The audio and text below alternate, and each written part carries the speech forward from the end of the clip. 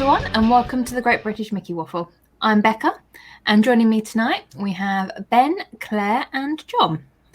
Now, as always with our Share a Waffle, we are joined by a very special guest to talk about all things Disney.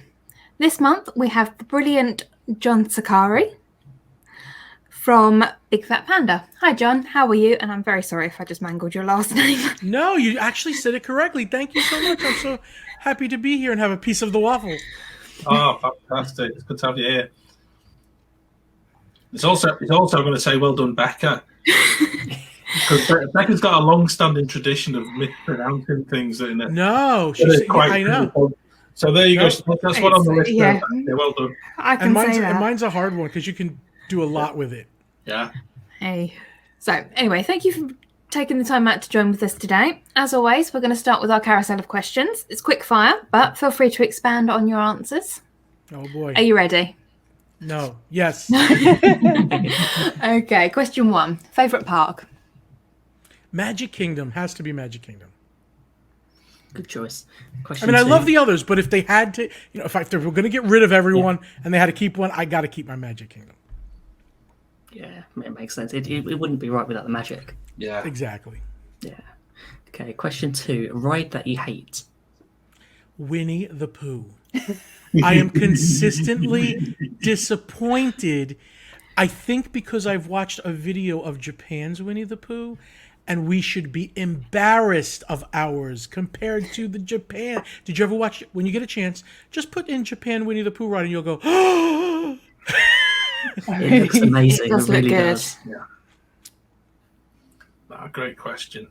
Right, here we go. What's the most overrated snack at Disney? I think the Mickey ice cream on a stick. I don't like it that much. I much rather have the sandwich or a cheeseburger egg roll. Yeah. It's a popular answer. It is a popular answer. Just a chuck ice. Yes. Or a Dole Whip for that matter. Ooh, controversial. Next question. What is your favourite transportation mode in Walt Disney World? It's definitely the monorail. I do like the gondola, actually, more than I thought. But the monorail, to me, will always be the quintessential, transportation of Walt Disney World. And I really hope they expand it one day. I know it's a lot of money, but one day. And fix them. Wouldn't it? Fix them, yeah. Make them work. That helps. Make them work. I don't Yeah, like the door. No doors come. falling off. We don't want much. Just want it safe. Just a bit of transport that works. Yeah. Yeah. Yeah, that's a good one. Number 5. Favorite table service restaurant? I'm going to go with the Boathouse in Disney Springs. And you can do it not so expensively, like the filet mignon sliders. Oh, pretty good. Less than $20 with a nice loaded baked potato. You leave nice and full, and you had good food. Love The that. atmosphere looks really good. We watched a vlog on it the other day, and it's just like It is it's great. on a must-do I was list. going to say, we'll admit that we've never actually done that yet. Yeah. You'll love it. I don't know of anyone yet that has had a bad experience. I think It's the incredible. recommendations there, John, are absolutely spot on, because certainly from our point of view, certainly from our last trip, it was always a case that we thought, it's a bit on the pricey side. It's a bit sort of out, but let's give it a wide berth and we'll just go for a pint at Raglan Road, really. But the more and more we get to see different people going and actually enjoying food, it actually becomes a very, very reasonable place to go and enjoy yourself. Sometimes it's knowing what to order. Like I get the filet mignon sliders, which I think are $15, which are 2 nice size sliders with a side that you get to pick. I pick a loaded baked potato, but you could pick whatever you want with it. And then you get a drink, and it's like for $20, I could have went to the deluxe burger, the quick place for $20, and it's not as good. So, if you go for seafood and stuff like that, you're going to go for big bucks at the Boathouse. But there are ways to do it less. It's nice that it's got a lot of options, because if you want to spend a lot of money and actually have a special meal, or if you want to go on a budget, you've got that option. And I just don't like seafood. I just never did.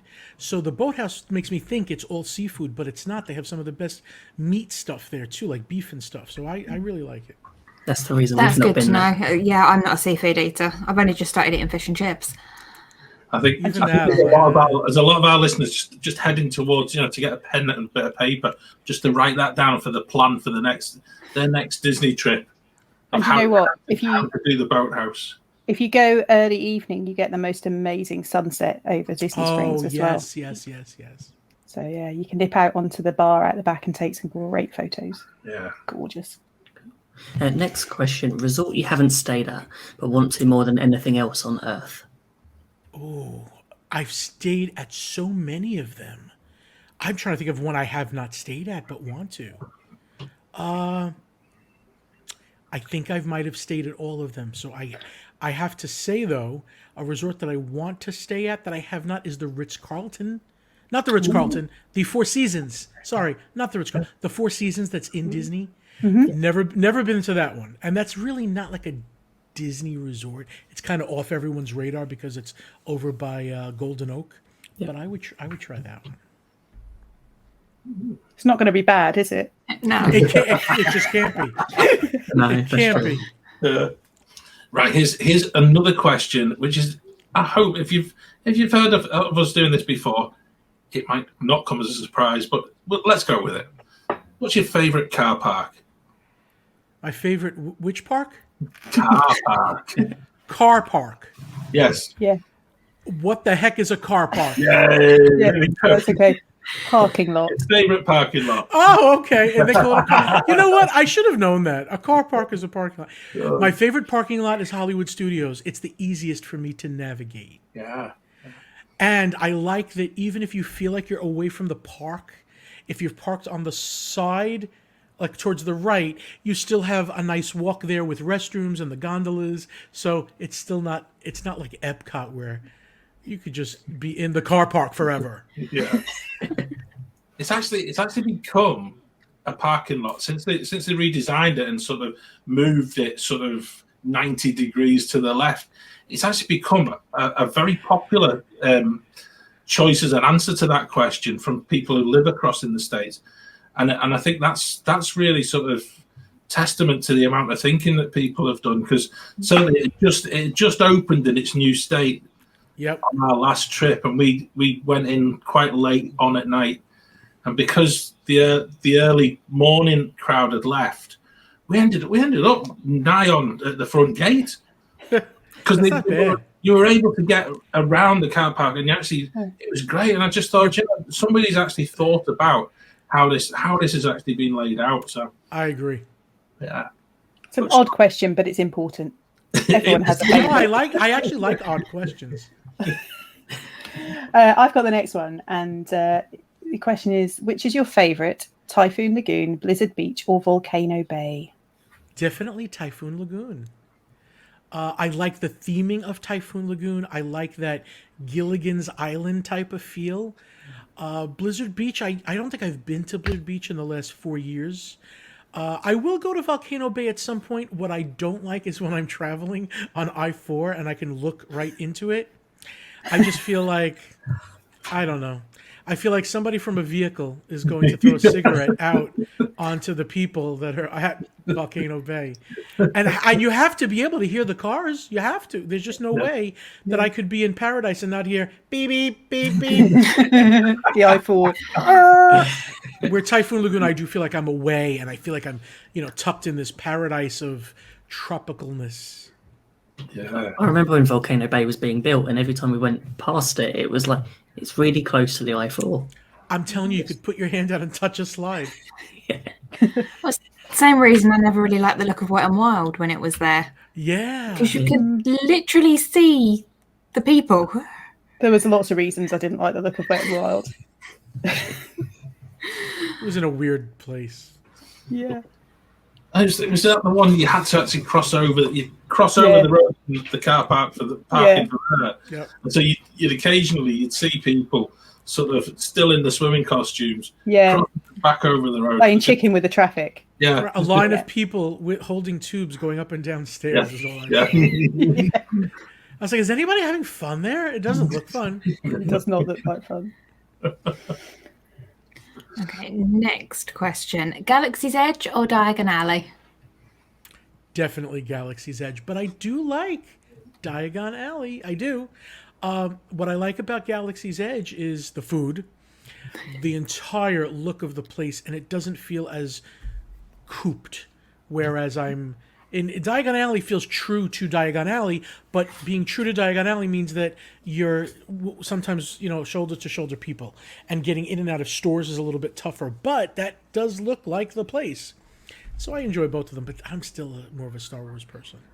Yeah. I think it depends whether you're more Star Wars or more Harry Potter. Definitely.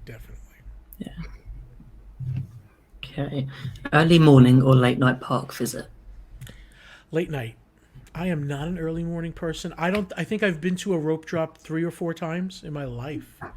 Yeah, only when I have to for something, to film something. But other than that, I much rather like mosey in at 3 o'clock and then stay till the night. And I love the way the parks look at night.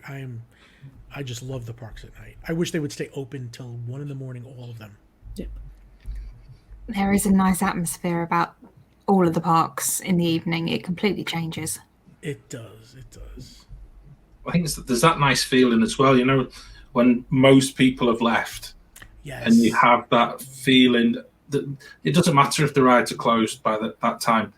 And Magic Kingdom is beautiful for this, and you get the goodnight kiss on the castle.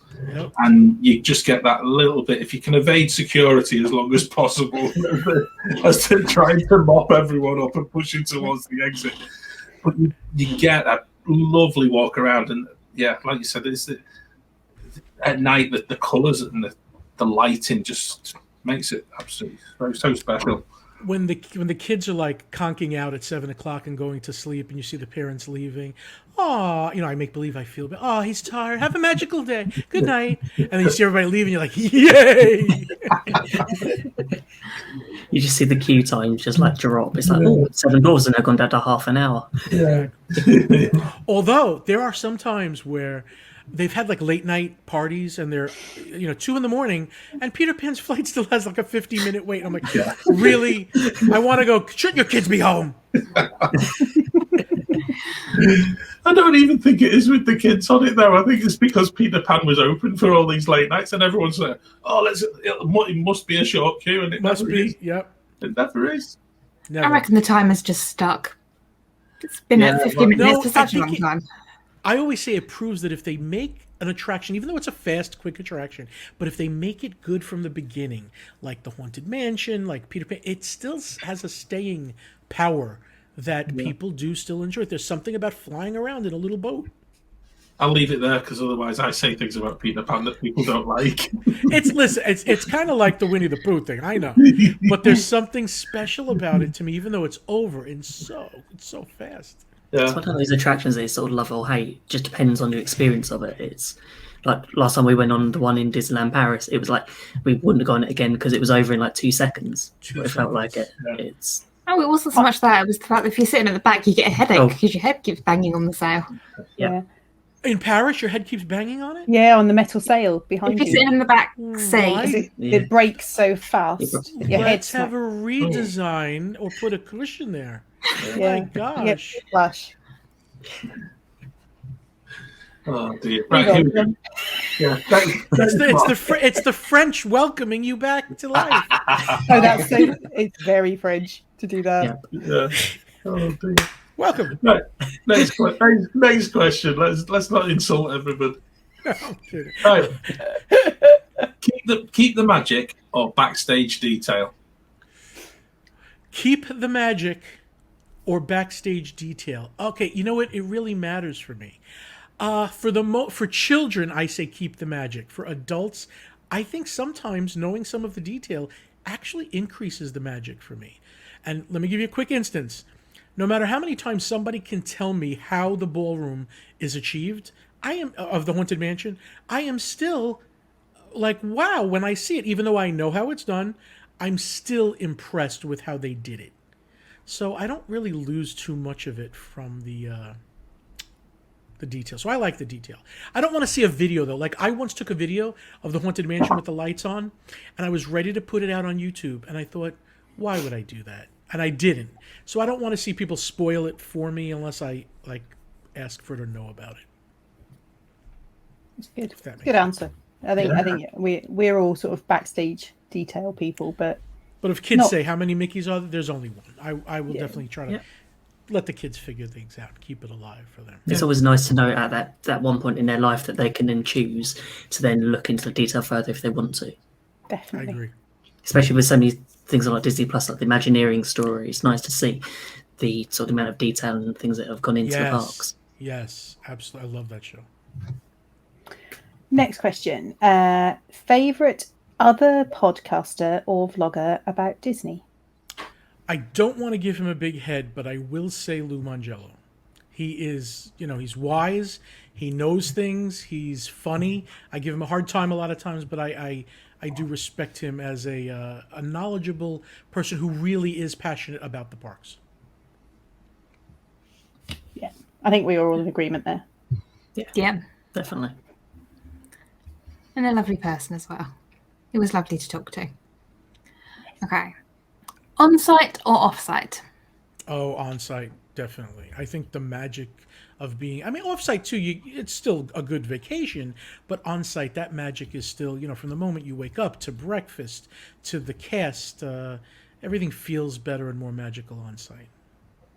So everything from like the smells, from as soon as you wake up, you're in a Disney hotel, you're in that bubble straight away, and no matter where you go, it's like, I'll get the Disney bus, I'll get there, and it's, you just carry on that. Even driving into the car park with the, when you arrive and they say welcome home and the barrier goes up and you're like, yeah, I'm here. The whole thing. Agree. Okay. So our last question. One last question. Yes. Go on, Ben. Yeah. I'll let you ask. This is the infamous question that has split a lot of us since we asked this last April. So it's a year nearly that we've been asking this question, and we're no further forward. It's Finding Nemo the Musical or Festival of the Lion King. Which one is your favourite? I should totally say something different now than I know, just to mess John up. But no, I'm going to be one of the weird ones that prefers Finding Nemo the Musical. Yeah. I enjoy the traditional theater setup, but how the characters interact still with the entire theater. The glowing, colorful numbers, the music, the sound, the characters. I think Lion King is great. I don't ever quite get what everybody goes nuts about it. Every time I see it, I think, I must have missed something last time. There's something amazing here. And it is, again, a good show, but to me it feels like a high school, I forgot what it is when they do they called it, it's not a rah-rah, but something to get the high school going. There's a name for it, I forgot. But like a pep rally. Yes, I feel like it's a pep rally. Exactly, Claire. Look at me, the English girl who knows. Yeah. That's exactly what it feels like. An American high school pep rally. Again, talented people, like I can't begin to tell you, but I love Finding Nemo. I will go see it as many times as I can.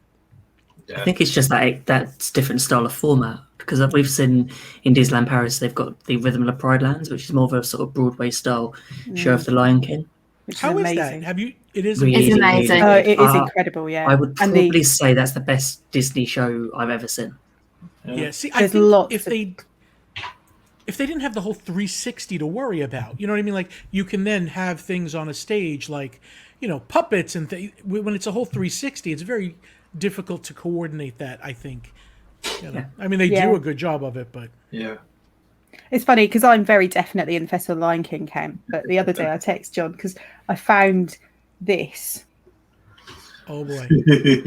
Now did you see it? Have you seen Nemo live in person? Loads of times. Yeah. Okay. I love it so much that I bought the CD of the music. So, I don't remember ever buying it, but I remember having it. John, with a little bribery, we can get Claire on our side. I'm not sure. It would take a lot. John, I must admit. And I've got to say, I've just got, I'm the same as you. I've gone and watch it every single time. I'd watch every show every day if I could. It was the most incredible show, and I deep down hope that both shows come back and are as good as they always were. As we remember them. I think Lion King is already coming back in some form or fashion. Yeah. Although at the moment, I think last week I saw they were the queue for for Flight of Passage was all the way back to the Lion King. Just like they're using the Lion King. They were using the Lion King state sort of area. It's all the social distancing that they're trying to do. Otherwise, if it was normal times, that line would be not that long. Yeah. No, looks worse than it is. Yeah, those queues were not made to be this way. Yeah, there weren't some plans to have 2 meters between each party. You were meant to be on top of each other. Yeah. But thanks for your answer, John. You're on the Christmas card list. First one of the year. So that's it. What a great way to start with the Great British Mickey Waffle. There you go, the right answer. That's it. We're still going to have to agree to disagree on that one, I think, John. I knew you'd say that. Okay, well, let me ask you guys this. Christmas or Halloween parade? Christmas. Halloween. Oh, me too. Okay, I'm Christmas. Which one, John?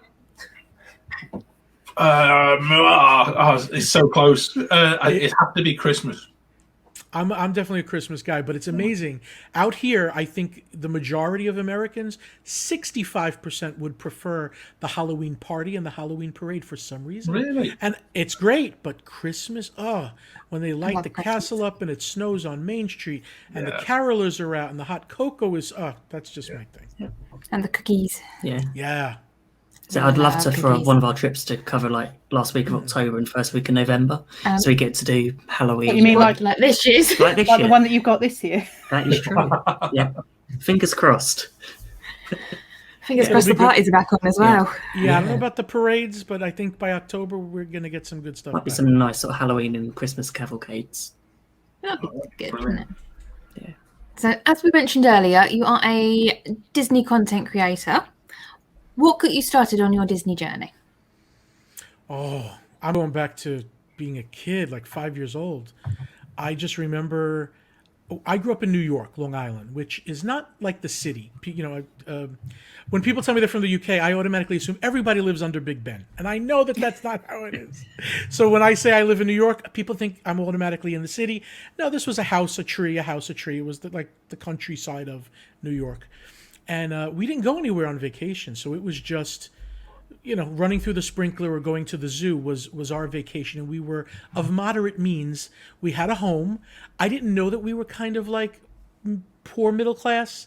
I thought that we were just fine. I didn't know that people went on these vacations. So at 5 years old, we were watching Wonderful World of Disney, and my dad says, we're going to go on a plane next week, and we're going to go to Walt Disney World. I don't really remember the 5-year-old John what I expected. I just remember landing, seeing palm trees, and literally sitting on my dad's shoulders on the ferry boat, going across the Seven Seas Lagoon and thinking, oh my God, I saw the castle and I saw the city across the way. And that was it. I was gobsmacked. I just, we might have been there 4 days. And I just couldn't get enough of that. When I got home, I didn't go back for like 12 or 13 years. So I had 12 or 13 years then to just talk about it and obsess over it. And it never stopped. I must have been the most annoying child. Really, I just got all the books and I was talking about Disney all the time, 24/7. That's really fascinated me because actually I think we've had a conversation like this with another guest. And it is that bit, no matter how young you are, it stays with you. And it really becomes part of your growing, even if you're not actually visiting the park. And I agree. You then get to that age where a lot of, generally the teenage years, isn't it? Where some people can turn away from the magic and they suddenly, they find other things as teenagers, strangely enough. But if it stays with you, it's got you for life. It's a fascinating experience. Yeah, I definitely knew that even when I was like 14 and got my first little part-time job, all the money was going towards visiting Disney again. And I knew that I would move there. And I kept telling my dad, I'm going to move to Florida and live close to Disney. And he's like, if that's what you want, but I'm sure you'll grow out of it. And I never did.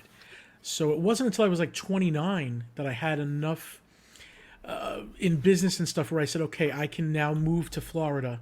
And it was much less expensive to buy a home in Florida than it was in New York. So it kind of worked out good. As long as you can move your livelihood to Florida, it was a no-brainer for me to come in. I never missed, I miss some of the food in New York being a big guy, but I don't miss not being near Disney ever. So how did that manifest into what you do now in terms of your YouTube and the amount of content that you provide and all the other things that you do? How did that morph into what? Because you're really busy. That's a really good question. And it does make sense when I go back and think about it. As a kid, I always wanted to do acting.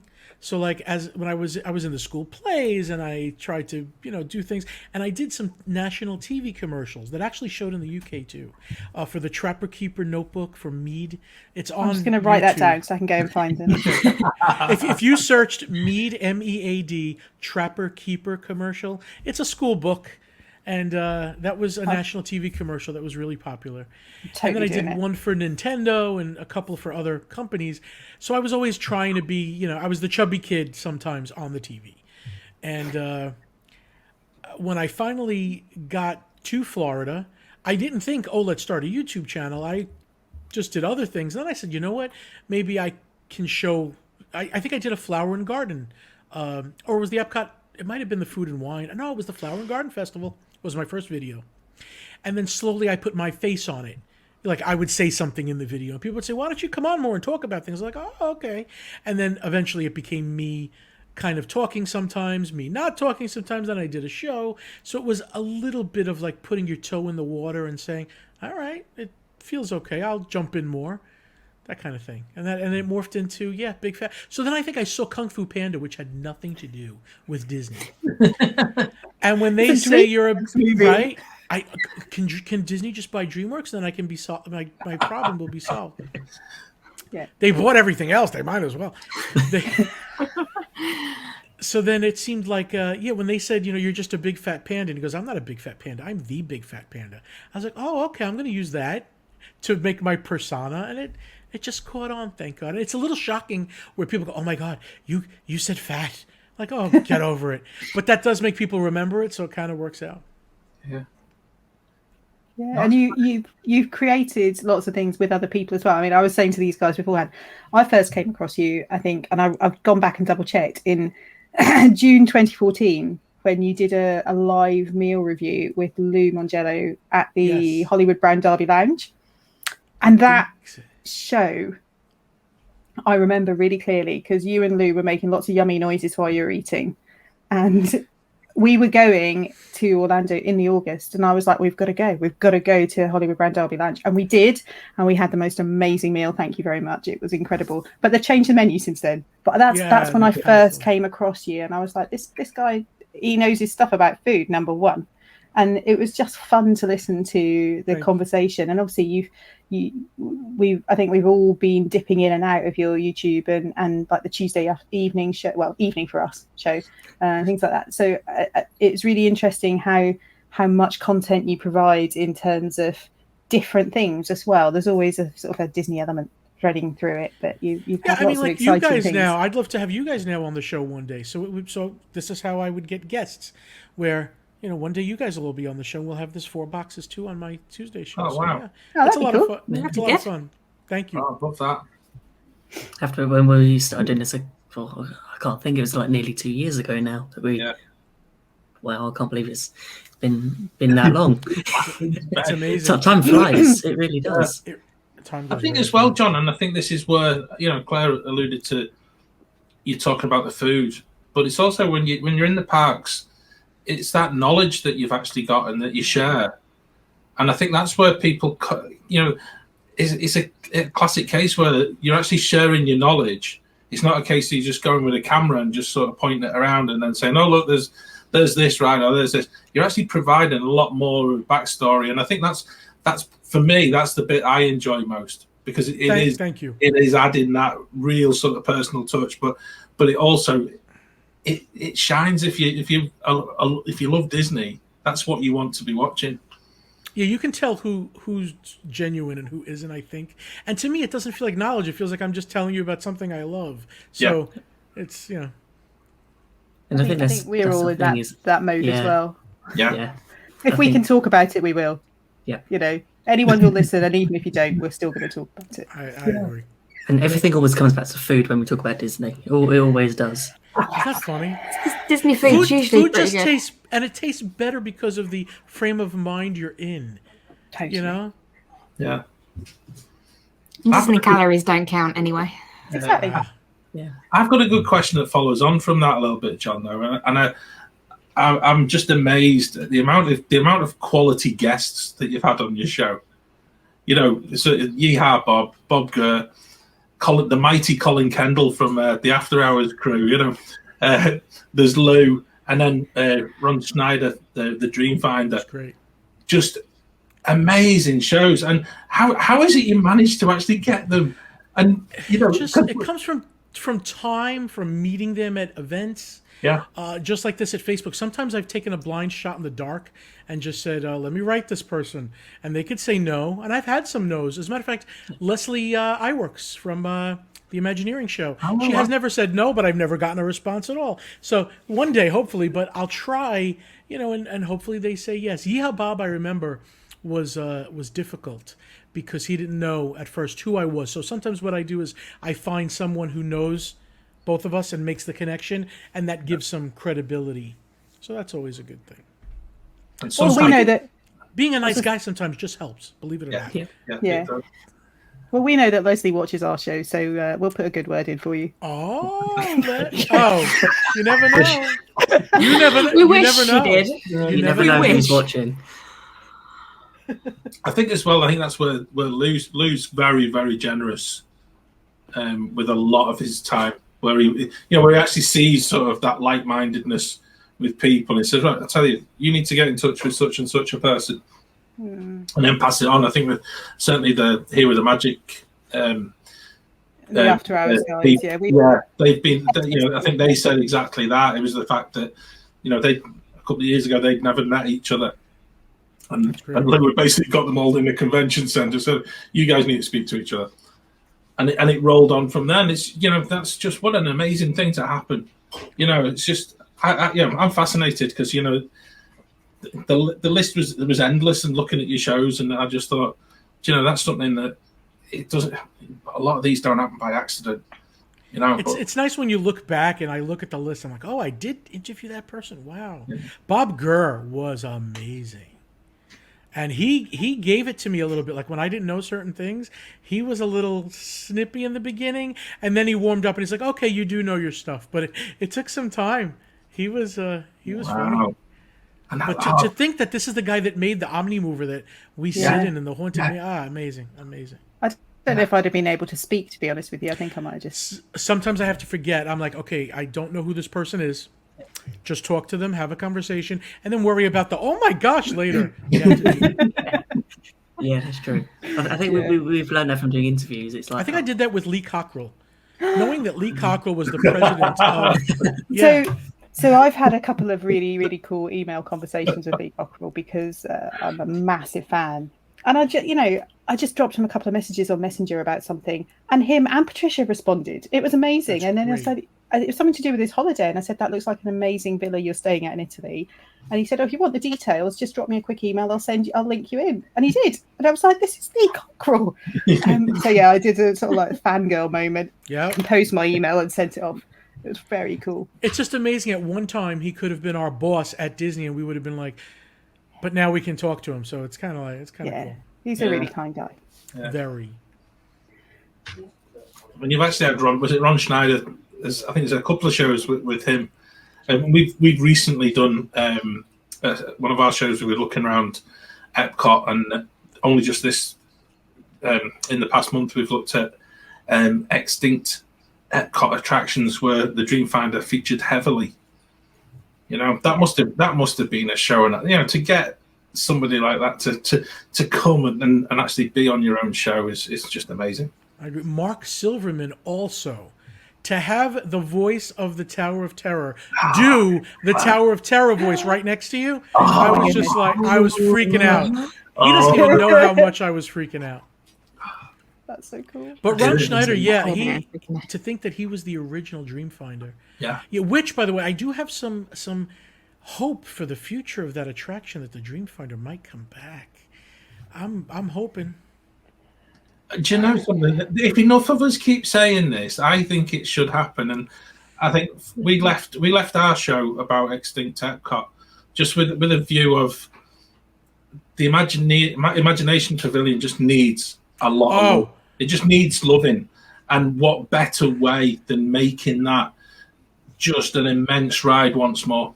I agree. It doesn't have to go back to the original, but they can take hints from the original, but it would be nice to have a unique Figment Dreamfinder attraction again. Because right now, we both know that attraction is just poor. It's poor. Yeah.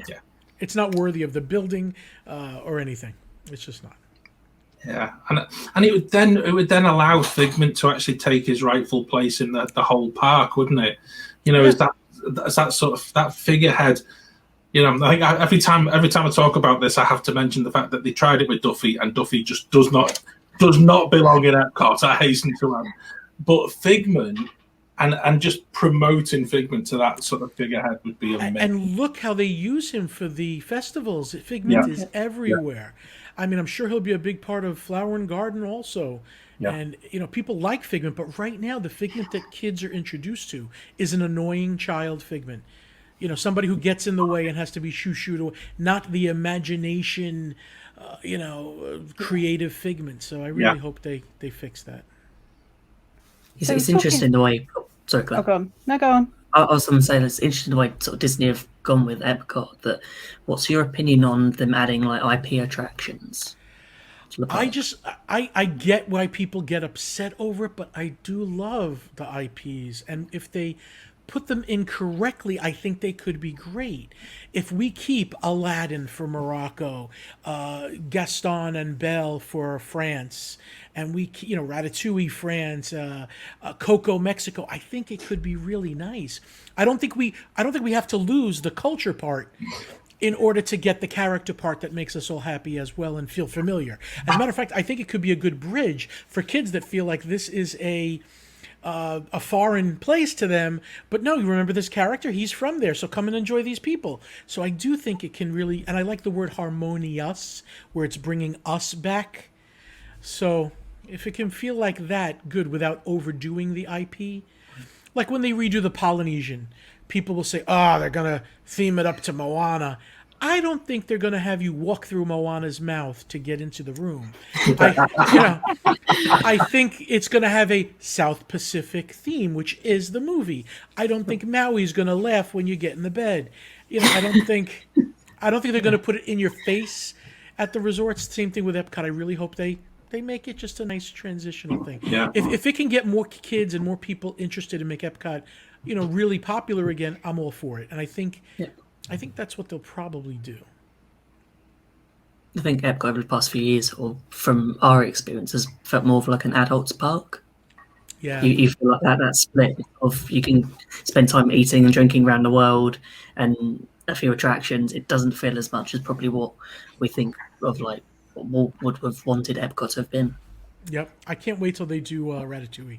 Have you been on Ratatouille in Paris? Yeah. Lots of times. Okay.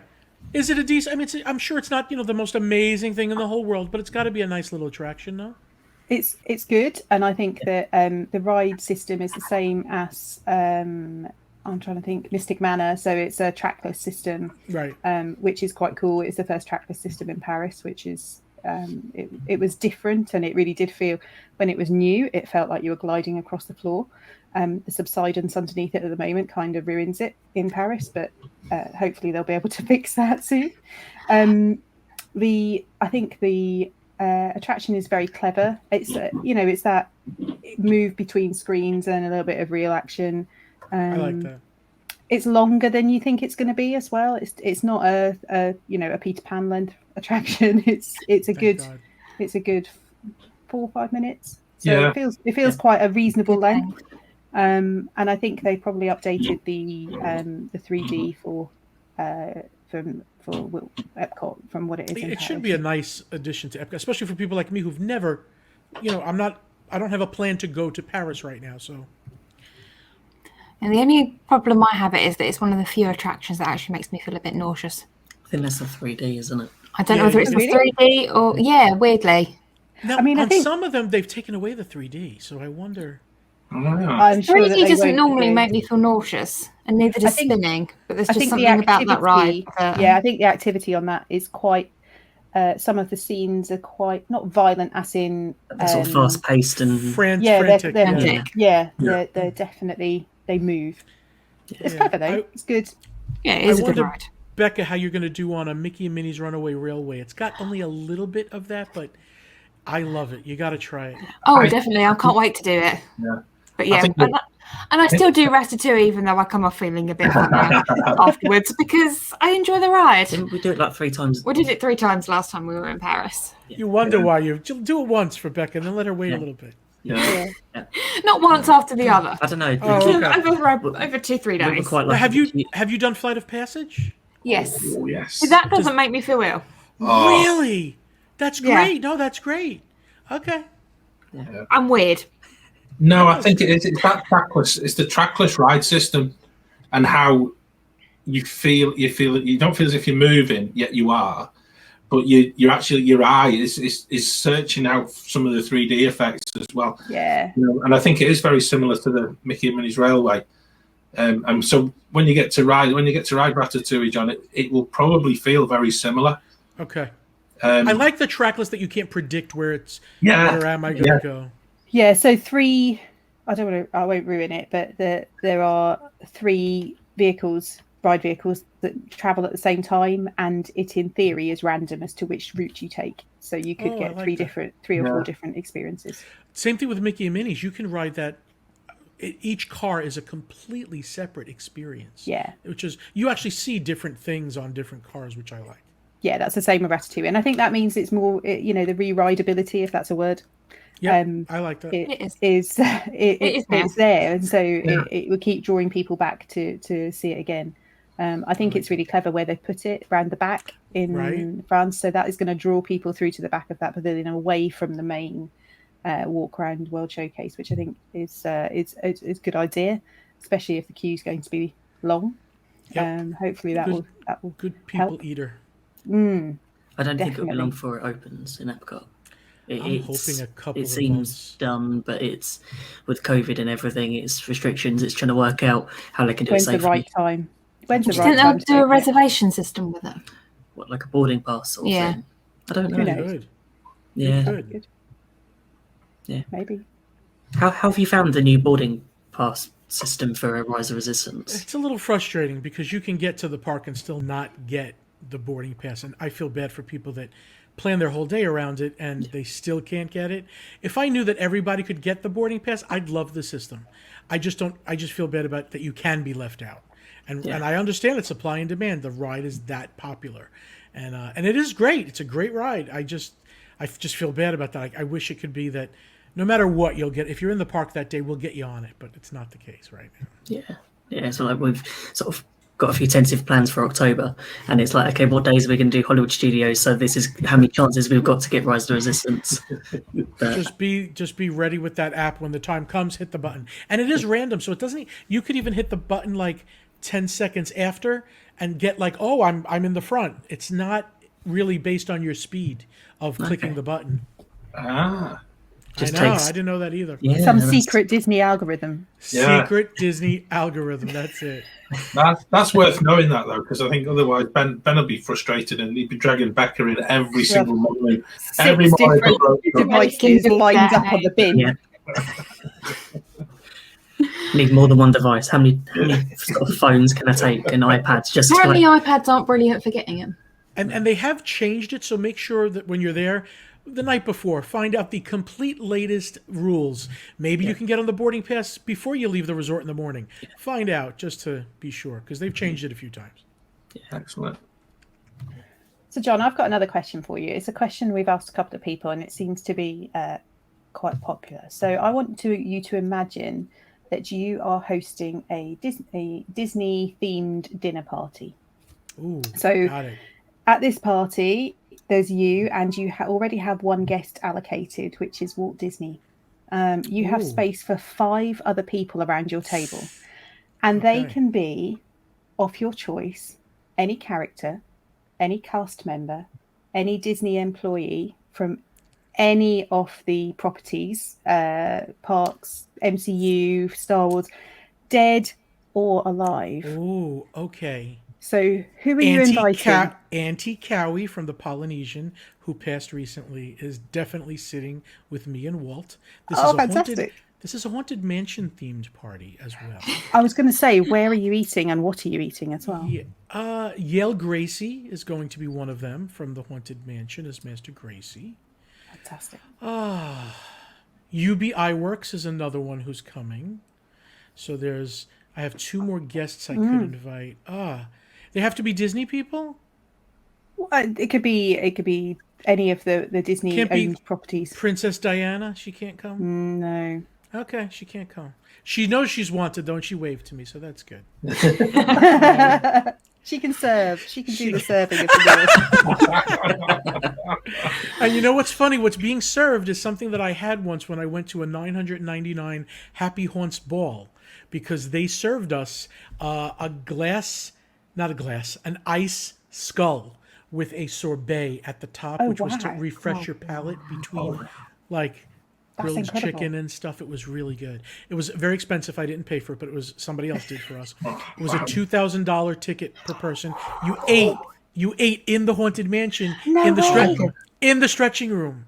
Oh my goodness. So there's 2 stretching rooms. They had 4 tables set up in each stretching room, and there had characters that came around and gave us meals. I still have 2 more guests that I'm trying to think of. 2 more. Oh, who else could I get? Tony Baxter, I probably would invite also, one of the Imagineers, and Bob Gurr. We'll let him come too. Fantastic. That sounds like a dinner party to be at. That's a pretty good dinner party. That is. I like I'll it. serve the drinks there. That sounds incredible. Thank you. So yeah, they had character for that Haunted Mansion thing. They had characters like original. Like one of them's named was Carver, and Carver would have a big knife, and he'd have all, he was scary that he would come around. And then they had the bride was there, but I don't know if she was the bride. She was like Madame Carlotta. So I don't know if she was the bride, but she was there. She wasn't Constance Hatchaway, who I think is only a recent incantation of their character. I don't know if she's been around for like 30 years. I think she's like a 3 or 4 year thing. I haven't heard about Constance Hatchaway until just recently. Have you heard about Constance Hatchaway? Yes. Okay, and when was the first? Do you feel like she's new? I feel like that's just a fairly recent. I think it seems to be an elaboration on the original story. Yeah, I don't think she's with Phineas, Gus, and Ezra.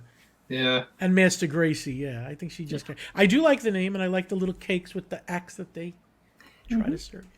I don't remember her in the film either. No. That's just... I think They're still supposed to come up with another new Haunted Mansion movie. Yeah, imagine that. Yeah, it was originally Guillermo del Toro. He is no longer with it because of time and stuff, and it just didn't work out, which I'm sad, because he actually is a big fan. Like, he goes to the California mansion when it was open once every couple of weeks to ride it. Wow. Yeah. Oh. I love the look of the Haunted Mansion in California when they have the overlay at Christmas. I've never been there for that. I've only been to Disneyland once, and I've never seen the overlay. And yeah, we don't get the overlay here in our Florida Magic Kingdom. It's a nice thing for they might add in one day, because last time we did Christmas, it was nice that they did a few overlays for the Christmas party. I agree. Yeah. They used to do a Bear Jamboree. God bless Becca. They used to do a Bear Jamboree overlay for Christmas, which was great. I wish it would come back. They did. The bears sang different songs. The bears were all dressed differently. It was really adorable. Oh my goodness, I didn't know that. That's amazing. You could probably find it on YouTube. Yeah. Those bears are creepy though. I've seen them enough. I've seen them enough now where they feel like They feel like part of the family. They don't feel and the Big Al, I swear, looks just like my father. Not even joking.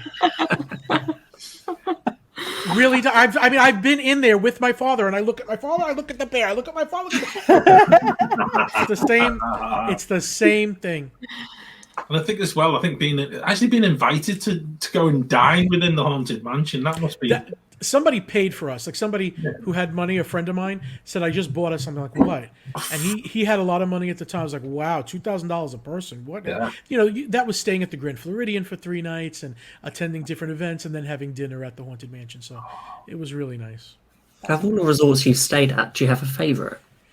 Definitely. The Polynesian is my favorite resort. It's deluxe without feeling foo-foo to me. Yeah. Whereas the Grand Floridian, I love it, but it feels a little foo-foo. Yeah. Mercedes, come here, Mercedes. Okay. The first time we stepped in the Grand Floridian, I felt so out of place. It just sort of... I do. I like, do I deserve to be here? My God. Yeah. It feels like, doesn't feel like the sort of resort you should be wandering around in shorts and t-shirt. But you know what? And they do, and people are fine with it, and I get it. Yeah. But it's just, I feel like the Polynesian is more my, tropical deluxe style. It's very quite sort of relaxed, isn't it? It's nice nice. holiday Yes. sort of location. Although, when it comes to Christmas, which I'm a big fan of, the Polynesian, you can't get into the Christmas spirit too much there. You can decorate Christmas all you want with seashells and stuff. It's not Christmas. Go to the Wilderness Lodge now. And now that's my favorite Christmas resort with the log cabins and the fireplaces and stuff like that. Even the Grand Floridian does a pretty good job for Christmas. Oh, certainly do, don't they? They do. Gingerbread house. Oh, and the That is just an amazing sight. Yeah. I almost ate their whole balcony one day. No, I'm kidding. Just, the smell of the gingerbread house is so nice. Yeah. I remember one time it was one of our first trips when the kids were much younger, and we were sat there, and I think Aljo was not very long after walking, and I'm not quite sure whether he licked the house or not, but he certainly had that aroma of gingerbread. I thought, yeah, okay, we might need to just put you in the pushchair, son. We'll just move swiftly on. Nobody saw that. Let's pretend nothing happened. As long as it's not a spot somebody else licked right now. I know, yeah, that's the problem, isn't it? It's just like, oh no, it's just bad parent moment. He's never going to forgive you for telling that story. That's all right. There's loads more. Don't worry. Don't worry. 6 people before Joe had licked the same spot, so it's fine. Yeah, I know. That's it. He's still alive to tell the tale, and we survived the rest of the holiday without any great mishap. So it was okay. So recently in our shows, we've been talking about some extinct attractions. I think we mentioned that we did Epcot. We've also looked at Magic Kingdom. If you were to design a 5th park for Walt Disney World, only using extinct attractions, what would you put in there, do you think? Oh, okay. Definitely Mr. Toad's Wild Ride would have to go in there. Okay. Horizons would have to go in there. I don't know if you guys are old enough or who is not old enough to have known Horizons, but wow, that was a great ride. Them too. Even if you had wings, because I remember that at the time when I went when I was 5, you had to pay for tickets to go on everything. And my father got us outside of If You Had Wings because that was the only free ride, and was like, just go on and off as much as you want, because he needed the wallet needed a break for a second. And I remember going on and off by myself If You Had Wings. What else? Extinct attractions that I miss. The Great Movie Ride. Even though I love Mickey and Minnie's Runaway Railway, I still would want to see the Great Movie Ride again. Yeah. And Snow White's Scary Adventures, I still love that too. I'm trying to think of all the parks and what's extinct from them. Oh, and Alien Encounter. I miss it. I have a funny British story about Alien Encounter. Oh. And I hope it's not insulting because I'm going to do the voice for you. Oh, no, we love that. Okay. Yeah. It seems insulting, though. But I remember I got on, and there was obviously a UK family, because the child went, "Mother, is there going to be danger here?" And the mother said, no, there is no danger here. And I'm like, oh, damn, this poor kid. This kid has no idea. And I couldn't say anything. If you remember Alien Encounter, though, Kathy Najimy was an actress who was one of the aliens. And one of the lines she says is, "Those people down there are in danger." Now, I knew this was coming because I've been on the ride 100 times. And he said again, "Mother, are you sure there's no danger here?" And she said no. And then Kathy Najimy, right before the lights go out, right before the alien explodes from the glass shell, make-believe with air in your face, goes, "Those people down there are in danger." And then you hear, and all I heard was, "Ah!" This kid must still be in therapy till today. How do you trust your mom ever again? She should. What the mother should have said was, "Not real danger, Billy. I'm sure it's just Disney fun, so make believe." But by saying no, and then them saying there was gonna be, the blood-curdling scream. That's brilliant. I felt like I was in danger on that ride. Me too. Me too. It was serious stuff. was you know, scary. there It was was no scary. messing around with that. You know, No, we only did it when it went. your neck. We only did it when it went to Stitch.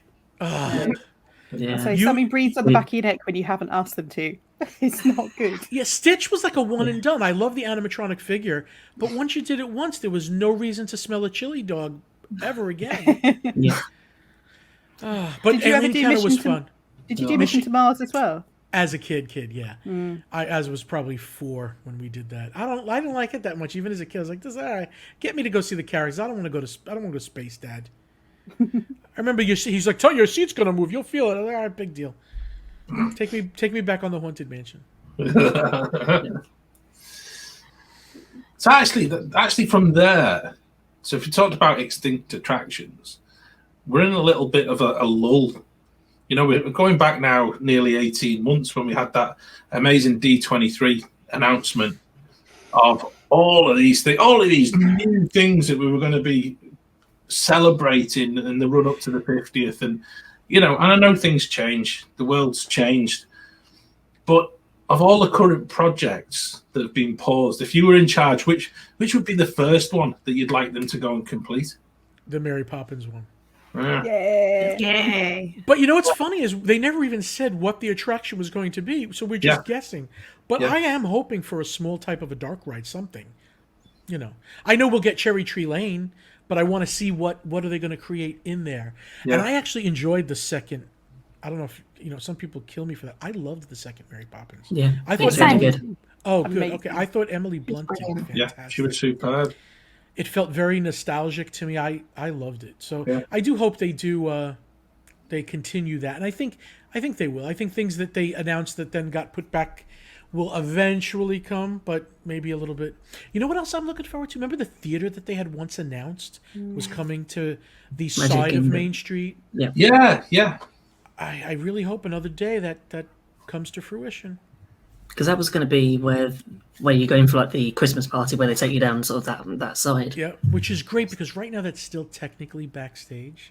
Yeah. So if they could open that up to become a usable area, they kill 2 birds in 1 stone, and it's also a good people eater. When 500 people go to watch a show, it relieves the rest of the park.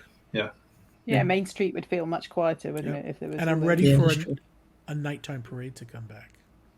Yes. I think we miss that a lot. Yes. Don't start John talking about Spectro Magic. We'll be here. I loved Spectro Magic. Did you, John? It just it makes the hairs on me neck stand up even just talking about it. Okay. It was the most amazing thing, and because it belonged in Florida. It wasn't, it wasn't another parks parade. It was a Magic Kingdom parade. And it was just everything about it was just... The music was... I still listen to the soundtrack. Yeah, so it's on my phone. I've got it. It's the alarm every morning on my phone is a Spectro Magic music. Is it? It is, yeah. That's amazing. And I need to work out how to do that for my phone. It's just that... it's just the whole tone of it, and I shouldn't associate it with that sort of time of the morning. We've been woken up rudely. You know the strange electrical clown people in the beginning? Yeah. I love them too, just because it is part of Spectro Magic. And when they go bibbidi boop, bibbidi bum, whatever they're saying, I don't even know. I just like the whole thing.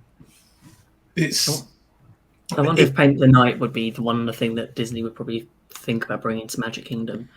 I would take it just to have something. I've never seen it, so I would take it, but I would love Spectra to come back. I don't think they're going to. I think they're going to do another original something or other. I heard that parts of Paint the Night were actually too big for Magic Kingdom for some reason. Yeah. Just because it's built on the second floor. The truck, I think, coming down Main Street. But I don't know. They have trucks on Main Street all the time, so it doesn't make sense to me.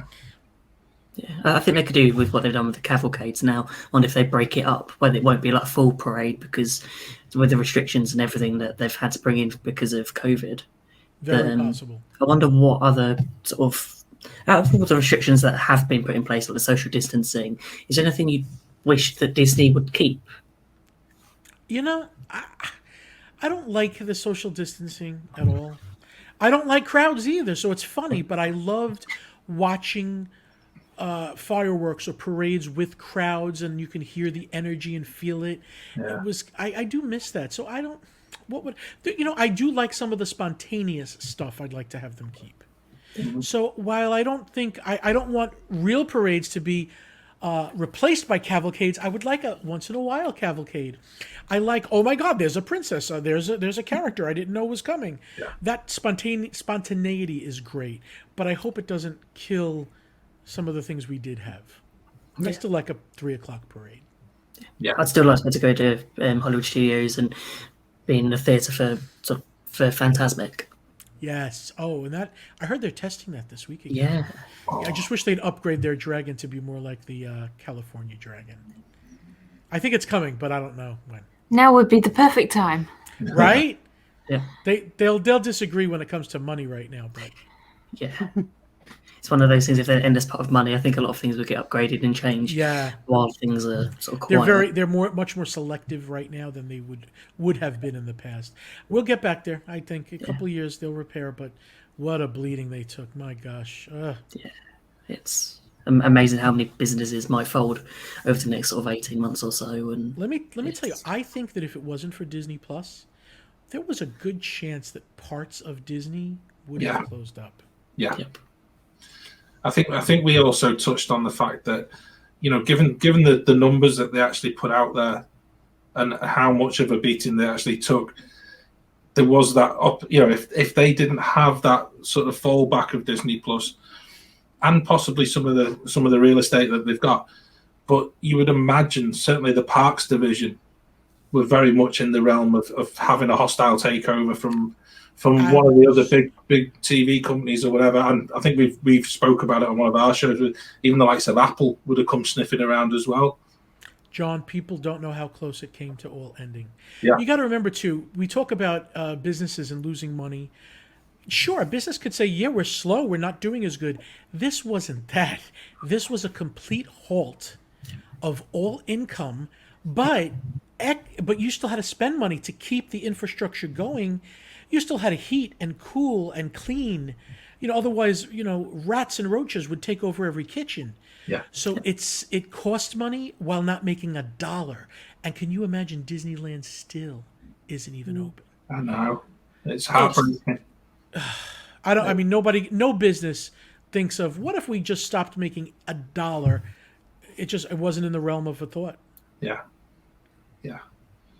And it's unprecedented times, and I think for us as Disney fans, I think we possibly become a little bit greedy, and we expect all of that refurb to be going on whilst the parks are quiet. But in reality, it comes down to hard cash, and I think that's something that the Disney, even for the fact that I do call them out on it, because I think they do grab your cash very easily off you. But in these days, that they really are finding it tough going, and we're going to find probably, I think it's probably a 5-year recovery plan as a business. I bet you. I'm still shocked that they're doing some of the things they're doing. Yeah. Like they are still giving some new things, and I'm glad it'll all come back. But It's things like bringing Lion King back. It's one of those things I thought that's not going to be back for a while. It's. I think one of the other things though, and I think this is where I think we've got to be careful, is that and I think I've said this before, is the fact that Disney have got a reputation of when the cash gets cut, they kind of do things on the cheap side, and it never looks good, and it really it then needs upgrading again another 5 or 6 years time. You buy cheap, you buy twice. I would hate to see that happen. I'd rather see them do it properly and take the time over it. From what I can see, I don't see a lot of little cheap things coming. I thought exactly like you. Yeah. A lot of times you see a lot of little cheap things happening. No, I only see a few major projects that are not being held back and them putting a lot of stuff just on hold instead of doing it cheaply. Yeah, because, my big saying from my father was, you buy cheap, you buy twice. And I think they know that. I'm trying to think of an example because something just happened recently. I said, oh, Disney really is, still go. Like I know the new ships and stuff, they're not being scaled back like the new Disney ship. If anything, they added stuff to it. So, yeah. And I think also it's allowed us to maybe just recalibrate what our expectations are. We wanted all this stuff. Actually, at the moment, I just want to be in a Disney park. And for us over here, it's even, we're that step further away. And so just to be allowed to, well, let's face it, to be allowed to go out of my house would be quite nice at the moment. But to be able to get on an aeroplane and come to a park or to get on the train and get to Paris, I don't really mind what's there and what's working. Actually, nothing could be working if I can buy a coffee and sit in the sunshine and just enjoy being near a castle. That's what Disneyland's doing, where you get to go, eat, and look at things. Like, I wish I could I'm go. happy with that. I'm good with that. Funny? I'd pay. And that's the bit, I think, that, we were quite demanding as guests, perhaps, before. And now, maybe we'll get back our there. Expectations have changed. Yeah, I know. Give it 5 years, we'll be demanding again. I've got one. Of all sort of the Disney movie studios, what do you have a particular favourite film that if you were talking to someone who'd never watched a Disney film and you had to make them go to watch one that would be like quintessentially Disney? For some reason, like Snow White, of course, but like of the recent ones, Up comes to mind. I just love Up. I think it doesn't fit any formula. It's very different. There's no. I mean, there is a villain, but it does. I don't know. For me, it just seems very different than many other Disney films. So Up, I kind of like Up, and it's kind of a sad story, but then again, it's not. So I would definitely tell somebody who hasn't seen Up to make sure they go see it. Yeah, just prepare them with a box of tissues. Yeah, for sure. I know. It's funny. They did a poll on one of Disney's best love stories, and the couple from Up kind of won. Yeah. I was like, wow, okay. Yeah. I was interested. I think it was for Valentine's Day, wasn't it? And it was, it was across the board on the socials, and it was just, Carl and Ellie have finally made it. But what's amazing is they weren't even in most of the movie. No. Disney was very good about giving you what their relationship was in 10 minutes, and that was enough. Yeah, and then the tears start. Then there's a death, and then we move on. Well, you know what? It's actually the bit further on in the film when he realises that he had an amazing adventure and Ellie had an amazing adventure with her life with him that makes me start sobbing. Yeah. Oh, when she gets the book, Start Your Own Adventure. Oh, forget it. I can't. Yeah. Done. Quality so I do have another question, and it's not a script, but it's something that I'm obsessed with at the moment. John, have you been watching WandaVision? I have. And let me tell you, I'm not a huge Marvel person.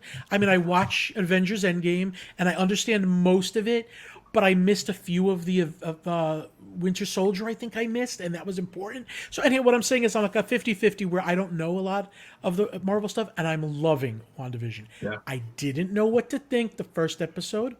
I didn't know what to think the second episode. Going into third, fourth, and fifth, I was hooked. So I would tell somebody to do it. Do they come out the same time for you as they do for us? We get them so today. Oh, because I just got mine, last night. But today I have to watch another one that I did not watch yet. Yeah. Okay, we won't give you any spoilers. So Yeah, obviously that we're now means 5 hours ahead. Don't tell him anything else. Okay, but the spoiler from the last one, can we mention anything from the last one? Yeah, you might as well. By the time this goes out, it'll be mid-March. I loved the whole Agatha thing. It's amazing, wasn't it? It was a brilliant. I keep singing the song, Claire. It's just fantastic, and I think It was Agatha all along, which is a very Munster. Did you get the Munsters? Yeah, was in the typeface in the font that they use. As well. I think for me, it's just so clever. The amount of effort that's gone into the detail of it, and actually, I think episode 7 has been probably my favourite all the way because I love that dynamic between Darcy and Vision. In the when they're in the truck together, and that the Vision his piece to camera when he's sitting in the it's just so funny and so tongue-in-cheek and clever, and all those little nods and details. And we watch it like 3 times, and I'm like, first of all, you watch it with the subtitles on so that you can see all the text and all the information. But then it's like, I'm not actually watching it. I'm looking in the background as to what's that mean? What have I missed? I must have missed something. Rewind, So yeah, I just for us Thursday. I think it was really risky too. Like if I saw that on paper, I would say, "Are we really going to make this?" Because I don't think anyone's going to get it. So I'm so happy that it did take off and people are loving it, because it didn't look like a sure bet to me on paper, because it's weird. It's different. Yeah. Especially when you get through those first 2 episodes, it's like I watched the first one and I thought, it's like I thought this could be half an hour long, and it's like 20 minutes, and it's like 10 minutes of credits. It's like, it's not what I thought from a Marvel. And no end credit scene. Yeah, a Marvel sort of TV Except series for one of them has an end credit scene. So I'm glad I'm checking them all, because one of them you do have to stay. So it's the cross-referencing to other shows that I'm enjoying. And that really to me that is the fact that you're looking at something and you're thinking, I remember that, like you mentioned about the monsters and things, you're thinking, that's where it's from. And that's, again, it's a reason to go back and rewatch, because you're thinking, where have I seen? What have I missed? Yeah. Have you been watching any of the... I'm sorry, even the nods within the Marvel stuff, when Jimmy Woo appears and gives his business card, which is how he learned to do it in Ant-Man. All of those little really clever references that you think most normal people would forget, but whoever, it's just all there. I feel like John just handed something to Claire, but I know that didn't happen. Oh, no, put the pen down. One of them. That way. I saw this, and I saw Claire take it. I was like, wrong hand. Yeah. Have you been watching the original Muppets at all? Yeah. The original Muppets. Do you know something? What an absolute blast, and what a joy to actually have that on Disney Plus. That is just been such a refresher. Yeah, I'm shocked at all the guests, and I'm like, oh my God, who is Twiggy? I didn't know who Twiggy was, and watching it was like, I didn't. A lot of it is British, because I think they were filming in London. Yeah. It's certainly something that I remember as a child being on the TV. I think it was like Saturday, like dinner time, maybe like 5:30, something like that. It was on, and that music. I mean, I know we all joke about the fact the opening credits now look like every Zoom call ever happens. But it's just so irreverent and funny and so tongue in cheek. I agree. What is amazing is some of the inappropriateness. I do laugh at it, but I go, wow. As a society, when I see Statler, the old man, looking at Valerie Harper going, "Hey Toots, what a hot tomato!" I'm like, wow. How far we've come. How far we've come. It's surprising when I put like one of the first ones on, and it's like Disney Plus comes up with a warning, so be careful with what That's the context. I'm glad they didn't take it away altogether. I don't mind a warning if you let me see the actual film. I don't like when you ban it altogether. So I'm happy with the warning. And I when I saw some of the things, I was like, oh, I get why they had to put a warning on this, because I just can't believe the actress even accepted how the puppets were talking about her. I was like, whoa. Yeah.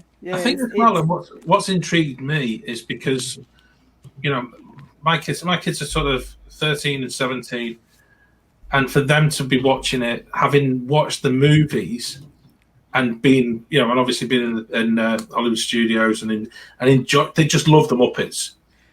So to actually go back to series 1, and Miss Piggy Scary in season 1. Yeah. What is going on there? But my kids are just picking up on the humor and the little digs between characters. Yes. To see that still being as relevant today for young kids today, and I'm thinking the quality of the actual script writing. Yep. Really is something to behold, isn't it? You know. What's nice too is it gives those young people today some exposure to some of these celebrities that they don't know who they are. And I mean, like Ethel Merman, what a fun show I thought that was. Yeah. Imagine being Ethel Merman and agreeing to go. I know the Muppets was like the big ticket, but even at the Ethel Merman on the Muppets is incredible. Vincent Price. Yeah. Yes. Yeah. It's just a who's who of amazing celebrities. I can't believe Robin Williams wasn't on the Muppet Show, unless he was too young for it. But I thought it was around when he was doing Mork and Mindy. But I was surprised that he wasn't on it. Maybe he didn't want to. Very possible. Did he go on Sesame Street instead? Yeah, maybe Jim Henson didn't really sort of trust him on the show and things like that. Didn't know or just clashed whatever project he might have been doing at the time. Yeah. It's funny because we've talked about the Muppets quite a lot in our show, and Becca came up with an idea which I think would be amazing, which is that actually in the UK pavilion in Epcot, at Christmas they should do a Muppets Christmas Carol overlay around the back. Oh my god, I would. Wouldn't that not be amazing? Yeah. Yes, I love the Muppets Christmas Carol, and that would be. It's one of the best versions of that Christmas Carol, and Emmett Otter's Jug Band Christmas. Yeah. It'd be great. You could stick it around the back while they're not doing Mary Poppins. It wouldn't cost very much. You've got the space for people to watch it. It would be really. Just need to have the soundtrack as you're walking through. It's and they would make income just from more drink and food purchases. Yeah. Mm-hmm. Yeah. Roast chestnuts, Muppets Christmas Becca, Carol. let's write this in somewhere. They can have it. Dear Mr. Chapek. Another one, Claire. That's How much will it cost? How much will it make us? Yeah. Okay. Yeah. Make it more Disney. Fifth letter to SpongeBob Chapek this week, isn't it? And just a figure with Kermit and what's the little guy's name? I forget on top of him. Tiny Tim. Tiny Tim on top of Kermit's shoulder, a little thing. Yeah. Rizzo the rat in the corner. Yeah. Oh yeah. In his Hawaiian outfit. With all of the Hawaiian ones. Yeah. They just do like in a window as you walk past. Just that's great when Michael Caine threatens to then they're all of a sudden they're like, it's hot. That was brilliant. I can watch it over and over again. It was great. I think we watch it twice every Christmas normally. Yeah, normally once we put the Christmas tree up, it's a tradition then, and then Christmas Eve. There are good songs in it too. I forget a lot of them. The songs are amazing. Yeah, it was very catchy. I remember. Yeah, it's one of those ones that we can watch every year, and it just doesn't feel like it's aged. Like Christmas, I remember something like that. Yeah, that's great. That's good. There you go. Something like that. Add that to the letter to Bob, Claire. We found someone who can do the singing absolutely perfectly. We'll drop your name in, John. Yeah. It'll be all right. Well, and again, going back to your original point, John, I think the more people that get out there and start putting Disney Plus on and going and watching the Muppets, they truly will understand just how funny these guys were, and it's to be able to put those seasons together, because there's lots and lots of shows in each season, and you're thinking it's like relentless. And to be able to do the puppeteering and the script writing must have been something else. It really must. As I'm watching some of the scenes, I'm thinking, how are they doing? Oh, okay, hands are going in and out much quicker than I can figure it out. Yeah. And there are a lot of scenes, and it gets better as the seasons go. Right now, I'm watching them in order, and it's a nice half-hour commitment. Watch one or two, go back to another day. It's a nice way to, I'm going to watch them all eventually again. But I think it's a great thing to have on Disney Plus, and I hope families get together and watch it. Yeah, just like they did when it first came out. And that's exactly the thing. It was a true family show. So the Muppet News Flash. Oh, brilliant! have to admit, I wasn't a big fan of the new Muppets they did. Was it Muppets Now? No, I It was think like, they should. I Yeah, watched it and thought, what's this? This just doesn't feel anything Muppet it like. doesn't.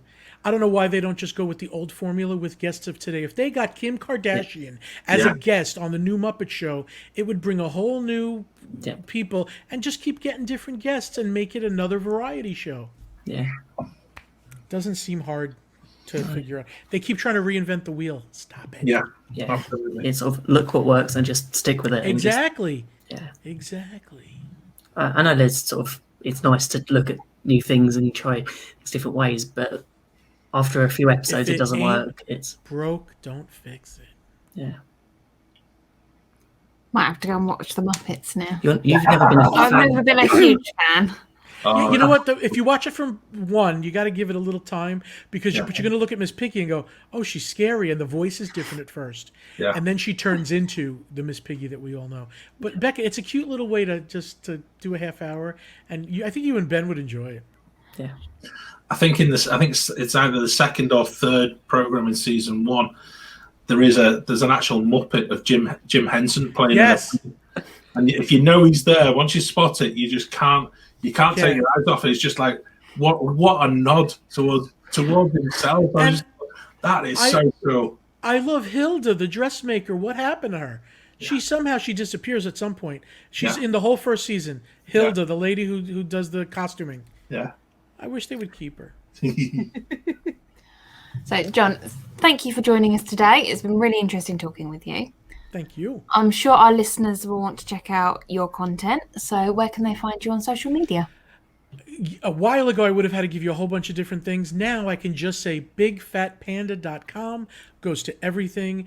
It goes to the Facebook group, to Twitter, to Instagram, everything. And the videos are all right there. So bigfatpanda.com. Thank you. I had a lot of fun with you guys. Thank you. And I will be inviting you on my show. I look forward to it. That'd be an absolute pleasure. Really would, John.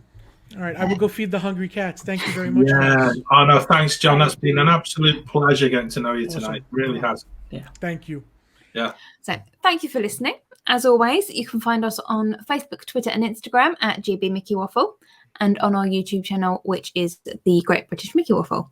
You can also get in touch with us on our new email address, which is waffleon@gbmickeywaffle.com. You can also find us on all the usual podcast platforms, Spotify, Apple Podcasts, and Amazon, etc., etc., etc. And finally, Amazon Podcasts. Yeah, Amazon we Music. are on Amazon Music Podcasts. Sorry, I've never heard anyone say that before. We don't normally mention. We've been on Amazon for ages. Yeah, no one ever says it. We say that. And finally, you can also check us out on our website, www.gbmickeywaffle.com. If you're listening for the first time, we would love it if you could like and subscribe so you don't miss out on any of our fun things that we've got coming up. Again, thank you for joining us, which only leaves one thing to say. Waffle on!